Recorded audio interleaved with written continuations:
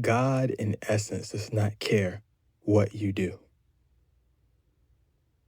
As mankind, we run around trying to perform for God. That is not authentic. Everything that you do out of a sense of performing or trying to get something from God, is emotional manipulation in a sense. You're trying to manipulate God into giving you something. You don't see it as that, but that's exactly what you're doing. If I can butter God up, he'll finally give me the money. If I can butter God up, if I can be a good little boy, a good little girl, if I can bargain with God, I can get this, I can get that. Don't you see how pathetic and foolish that is? Genuinely, it's time to call it out. Do you guys want to actually be saved or not? Or do you want to keep performing and failing?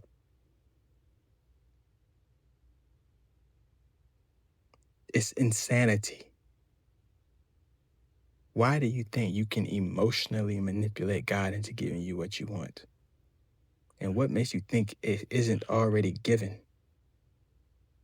Do you really think God is so stupid as to not, we love to praise and worship it. And then in the same breath, you then try to do something that insinuates that God doesn't know what's going on, thus being contradictory in your own being, not being single in your mind's eye, as the saying goes. If you're performing for God, if you're trying to bargain with God,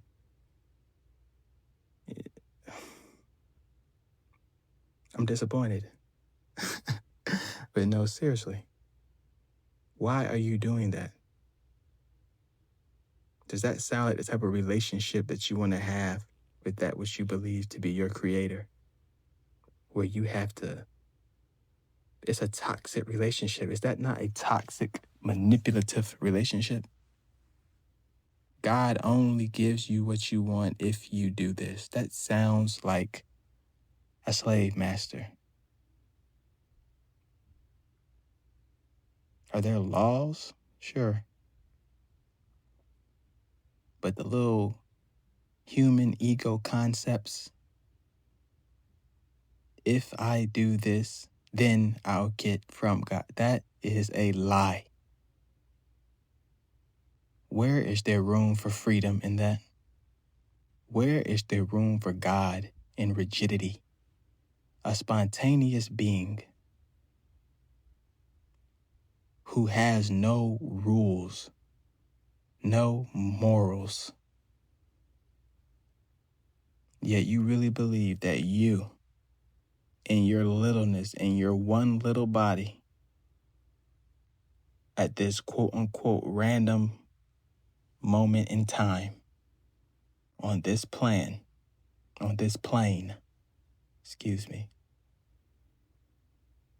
that you have the key to heaven.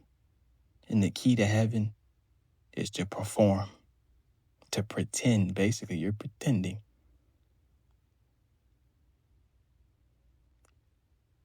If I take my tithes and offerings, and if I drink this grape wine and eat this cracker, if I pray this many times a day, if, shut up. Stop the nonsense. Does that sound like God? Or does that sound like a program? Does that sound like something that was given to you to replace your authentic relationship? Think about the most authentic relationship that you have in your life, whether it be with another person, whether it be with yourself, whether it be with a pet, an animal, whether it be with a quote-unquote inanimate object, even though all things are alive. When you get into those spaces, don't you feel like you're in a safe space? Don't you relax? Don't you start doing things and showing parts of yourself that you may hide from others? Don't you actually stop performing? When you get home and kick the shoes off, you take the bra off, you take the everything off, the hair out. When you come home and take off the chains and the jewelry and park the car in the garage. And you stop acting, you start performing. You flop on the couch, or you go get that hobby that you always love, whether it be whatever it is. You're being you, rawly authentic. You come home, flop on the couch, let out the fart, call your dog. You're not trying to perform for anybody. You're not trying to show off for your dog. Your dog comes and runs and jumps on your lap and licks you, happy to see you for who you are. You hop on the video game.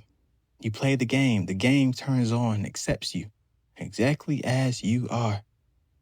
We even like to say this when people are traumatized or hurt by other people. We make this same idea, but we make it with things like money. Oh, money never hurt me. Money will never leave me. So y'all have the concept of being accepted for who you are. Why would you not apply that to God? And I'm not saying this is an excuse to let the ugliness of you to run free, to go out and do whatever you want to do, attacking others because, well, God doesn't care. No. Do you really have to have the threat of punishment just to love your neighbor? Do you have to have the threat of punishment just to love yourself? What does that say about you? I tell you, you're free. I tell you that you are free, and the first thing you want to do is go and kill somebody, hurt somebody. Oh, I'm free now. I can.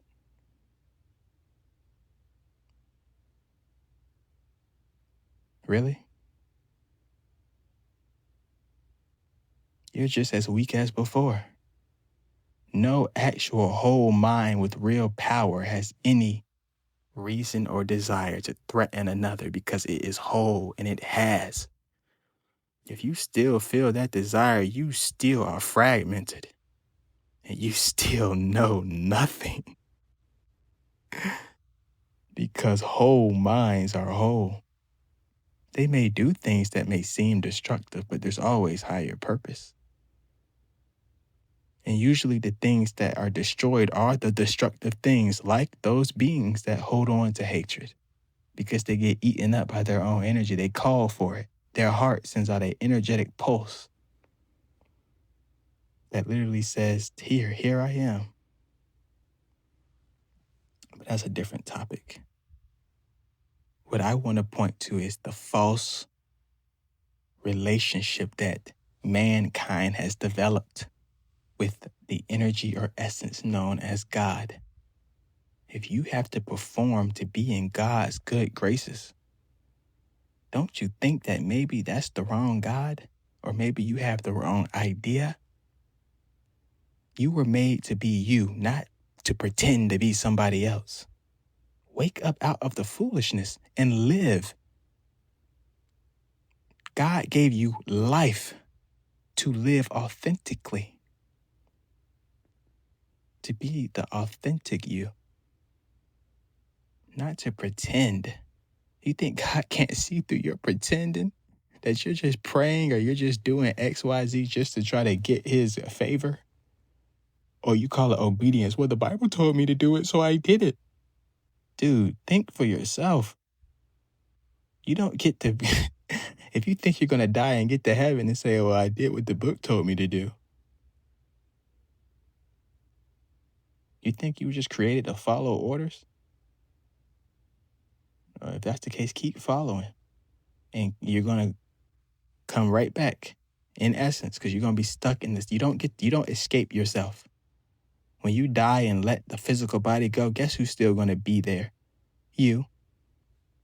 If you're still filled with distortion, if you're still filled with false thoughts and ideas, well, guess what? Your mind is still going to be there. And you're still going to be thinking, well, my body's gone, but maybe if I just put a little light energy inside this collection plate that's going past in the afterlife, you're going to be stuck in the same thinking. Why would God ever make you have to do something to be with it when it never separated from you in the first place? I'm going to say it again. Why would God make you do something to get in relationship with it when it never separated from you in the first place. The reason you even do all of that stuff is because you believe you are separate from God. You believe you are unworthy. You believe that you don't actually have a real relationship. So you have to earn a relationship. And where you have to earn is where you burn, because eventually you will burn out. And it's a good thing that you do, because you never had to do this stuff in the first place. So rejoice when your life finally starts falling apart. When all those performances you've been putting on your whole life finally stop landing. Good. Your spirit can finally start to actually live. And you can stop being dead. You literally are dead as you parade around as an ego pretending you have life. Literally, God is life, and you literally walk around trying to get life by performing. So that literally tells you right then and there, you can't even argue with it. You get up and perform trying to get God, which is life, which is you're literally telling yourself, well, I don't have life now unless I do these things.